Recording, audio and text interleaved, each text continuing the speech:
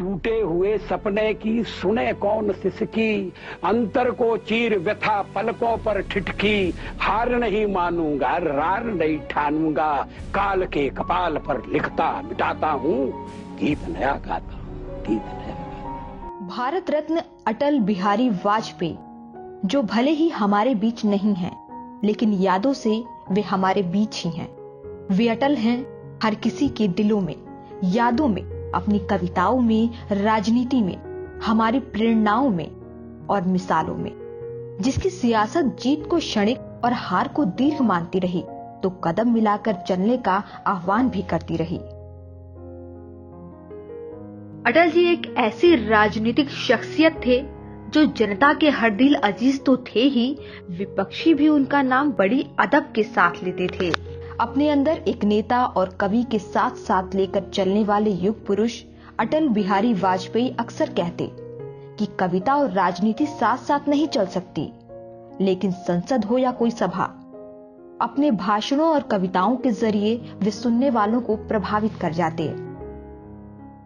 कदम मिलाकर चलना होगा, बाधाएं आती है आए, घृणय प्रलय की घोर घटाए, पांवों के नीचे अंगारे, सर पर बरसे यदि ज्वालाएं, निज हाथों से हंसते हंसते आग लगाकर चलना होगा, कदम मिलाकर चलना होगा। अटल बिहारी वाजपेयी का जन्म आज ही के दिन यानी 25 दिसंबर को हुआ था। पढ़ाई पूरी करने के बाद अटल जी ने पत्रकारिता शुरू की।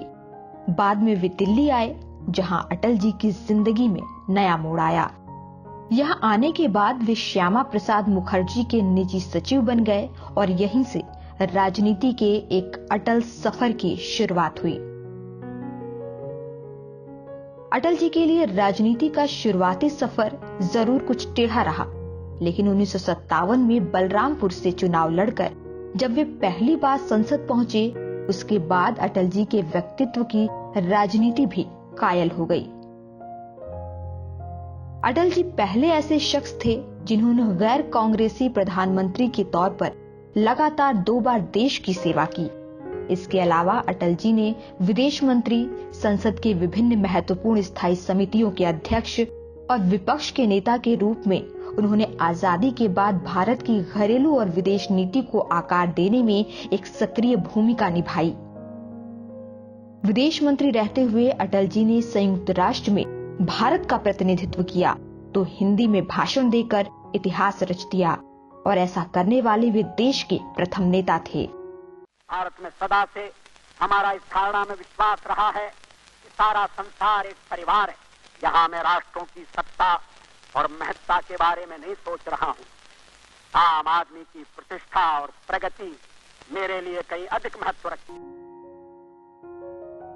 अटल जी का संगठन पर भरोसा और छोटी छोटी और गहरी बातों की समझ ही थी जिसने बीजेपी को शिखर तक पहुंचाया, जिनकी राजनीति केवल वोट तक संगठित नहीं थी।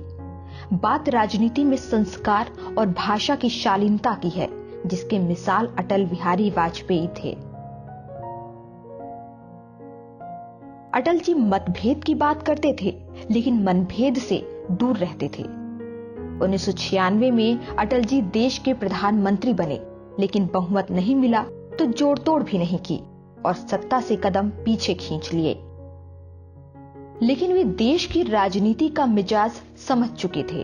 1998 में 24 दलों से गठबंधन कर संसद में पहुंचे। देश की राजनीति में इतने बड़े गठबंधन को लेकर चलने वाले वाजपेयी जी जब भी दलों में मनमुटाव होता, उससे उन्होंने बड़ी ही शालीनता से दूर किया। लेकिन 13 महीने में सरकार सिर्फ 1 वोट से गिर गई। पार्टी तोड़कर सत्ता के लिए नया गठबंधन करके अगर सत्ता हाथ में आती है तो मैं ऐसी सत्ता को चिमटे से भी छूना पसंद नहीं करता। हार नहीं मानूंगा, रार नहीं ठानूंगा की सोच रखने वाले अटल जी ने राष्ट्र निर्माण का जो सपना देखा, उस चट्टानी हौसले से 1999 में हुए आम चुनाव में एनडीए ने 303 सीटों के साथ एक बार फिर सरकार बनाई और अटल जी ने प्रधानमंत्री पद की शपथ ली। इन 5 वर्षों में देश ने प्रगति के अनेक आयाम छुए। भारत के प्रधानमंत्री रहते हुए अटल जी ने कई इतिहास रचे हैं। अटल जी ने जय जवान जय किसान जय विज्ञान का नारा दिया। इसी का नतीजा था कि देश की सुरक्षा और दुश्मनों की हिमाकत को रोकने के लिए अटल जी के शासनकाल में 1998 में भारत ने एक सप्ताह में 5 परमाणु परीक्षण किए थे। कहना गलत नहीं होगा कि अटल जी ने ही भारत को एक परमाणु शक्ति संपन्न राष्ट्र बनाया। इसके बाद वाजपेयी सरकार में ही चंद्रयान-1 परियोजना पारित की गई। भारत के 56वें स्वतंत्रता दिवस पर उन्होंने कहा, हमारा देश अब विज्ञान के क्षेत्र में उच्च उड़ान भरने के लिए तैयार है।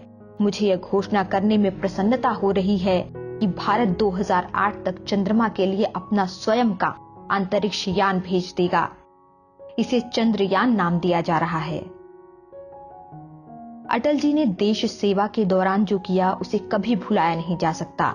जब तक तन में ऊर्जा बची रही तब तक वे सेवारत रहे। कर्तव्य पथ पर चलते चलते अटल जी अब थकने लगे थे। आखिरकार 16 अगस्त 2018 को उनका देहावसान हो गया। उनकी याद में सदैव अटल नाम से स्मृति स्थल का निर्माण किया गया।